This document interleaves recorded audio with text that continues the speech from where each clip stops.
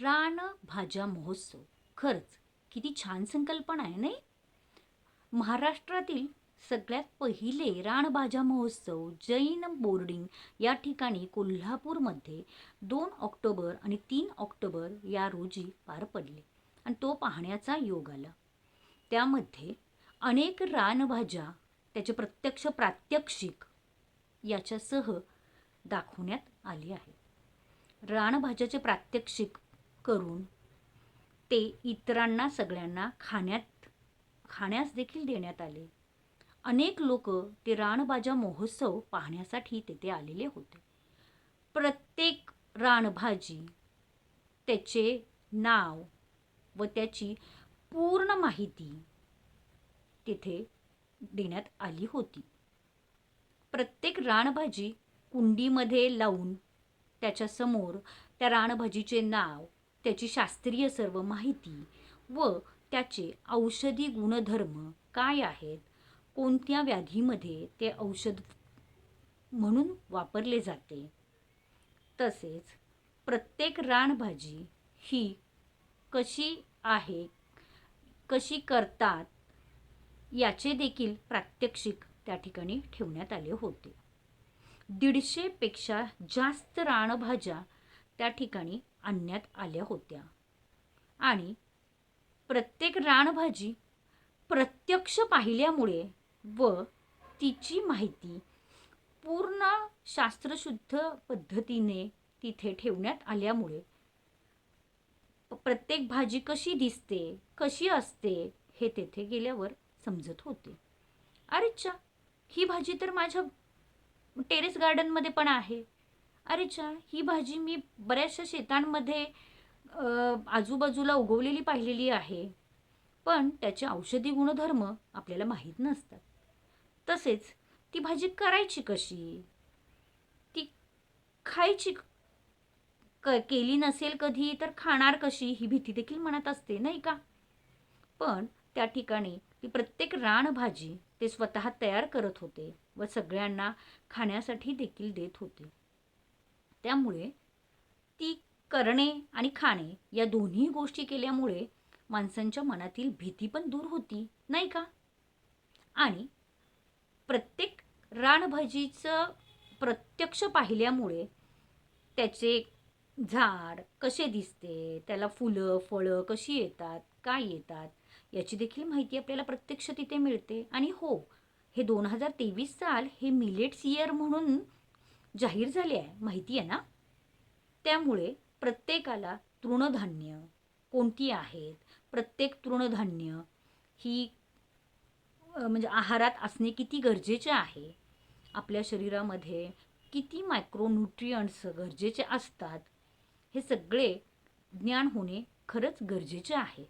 आणि त्या दृष्टीने प्रत्येकाला त्या पद्धतीची जागरूकता निर्माण व्हावी आणि प्रत्येकाने समाजामध्ये त्या विषयाची जागरूकता निर्माण करावी, या दृष्टीने हा रानभाज्या महोत्सव खरंच खूपच छान वाटला.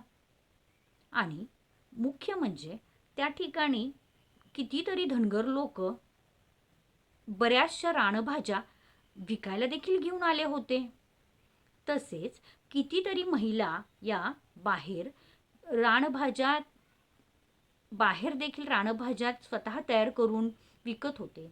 विड्याच्या पाण्याची भजी, केना, आंबाडी या पानांपासून तयार केलेली भजी, आंबोळ्या, त्याच पद्धतीने नाचणी वगैरे तृणधान्यांपासून तयार केलेले डोसा, असे विविध प्रकारचे अन्न म्हणजे तयार करून देखील तिथे विक्रीसाठी देखील होते. आणि तसेच वरती त्याचे प्रत्यक्ष प्रात्यक्षिक देखील होते. तसेच त्यामुळे आपल्याला ते करण्याचा उत्साह निर्माण होतो. आणि मुख्य म्हणजे निसर्ग अंकुर प्रकाशन कोल्हापूर यांनी त्या ठिकाणी औषधी रानभाज्या हे पुस्तक देखील विक्रीसाठी उपलब्ध केले होते. डॉक्टर मधुकर बाचुळकर आणि डॉक्टर अशोक वाली यांनी लिहिलेले हे पुस्तक, याच्यामध्ये सर्व रानभाज्या याची अगदी सविस्तर आणि सुंदर माहिती दिलेली आहे, जेणेकरून ती भाज्याविषयी सर्व गैरसमज आपल्या मनातील दूर होतील व त्यातून आपल्याला त्या भाज्या कशा करायच्या, काय करायच्या याचे तरी मार्गदर्शन मिळतेच आणि त्याचे औषधी गुणधर्म काय आहेत हे देखील आपल्याला कळते. त्यामुळे त्याचे संवर्धन करण्याच्या दृष्टीने देखील जागरूकता निर्माण झाली आहे, नाही का? आणि खरंच आपण सगळ्यांनी पालेभाज्या खाणे किती गरजेचे आहे हे आता या पिझ्झा बर्गरच्या युगामध्ये सगळ्यांना कळणे खूपच गरजेचे आहे, नाही का? आणि जे स्वतः आपल्या आसपास पिकते ते खाणे, त्यातून आपल्याला किती छान न्यूट्रियंट्स मिळतात आणि किती छान आपल्या शरीराच्या सर्व गरजा त्यातून परिपूर्णपणे पुरविल्या जातात हे देखील सगळ्यांना कळणे गरजेचे आहे, हो ना? आणि मुख्य प्रत्येक भाजी, प्रत्येक फळभाजी, पालेभाजी, आहाराचे महत्त्व आता आपल्याला कळणे खरंच खूप अगदी निकट गरज आहे. आपण प्रत्येकाने या दृष्टीनं स्वतः प्रत्यक्ष आचरणात आणणे आणि त्याच पद्धतीनं इतरांना देखील त्याचे महत्त्व पटवून देणे, यासाठी आपल्या रोजच्या आहारामध्ये पालेभाजी, तृणधान्य, कडधान्य हे असणे खूप आवश्यक आहे. आणि प्रत्येकाने या दृष्टीची जागरूकता समाजामध्ये निर्माण करण्यासाठी पाऊल उचलणे खूप गरजेचे आहे. मुख्य म्हणजे या महोत्सवामध्ये डॉक्टर मधुकर बाचुळकर सर प्रत्येकाला त्या भाजीची माहिती, त्याचे औषधी गुणधर्म याविषयी खूप छान माहिती देत होते.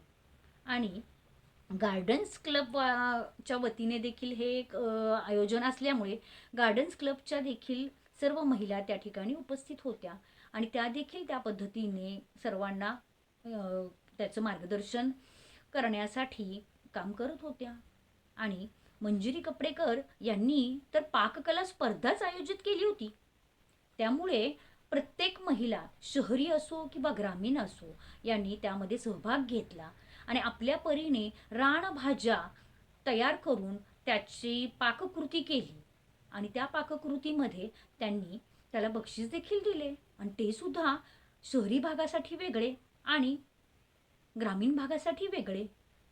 त्यामुळे प्रत्येकाला ते तयार करण्याचा एक प्रेरणा मिळाली आणि त्यातून सगळेजण भाग घेऊन त्याच्यामध्ये त्यांना अधिक माहिती त्यातली मिळत गेली आणि अशीच माहिती सगळ्यांना मिळावी यासाठी अशा पद्धतीचे महोत्सव याचं आयोजन होणं खरंच काळाची गरज आहे.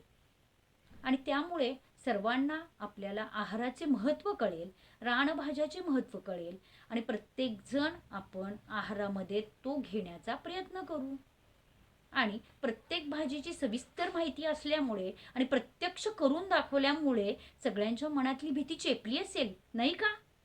तर सर्वजण आता आपण आहारामध्ये रानभाज्या, पालेभाज्या, तृणधान्य ही खाऊयात आणि त्याच्याविषयीचे महत्त्व समाजामध्ये पसरवूयात, की जेणेकरून हे जे तृणधान्य वर्ष जाहीर केलेले आहे ते परिपूर्णपणे सगळ्यांना त्याचं ज्ञान मिळाल्यामुळे ते सार्थकी लागेल आणि आपल्याला सुद्धा आहाराच्या चांगल्या सवयी देखील लागतील, नाही का? आणि त्यामुळेच आपले जर आरोग्य जर चांगले झाले की मग आजारपण पण दूर होतील, नाही का? आणि प्रत्येकजण जर त्याची काळजी घेतली तर खूप छान होईल. तर भेटूयात.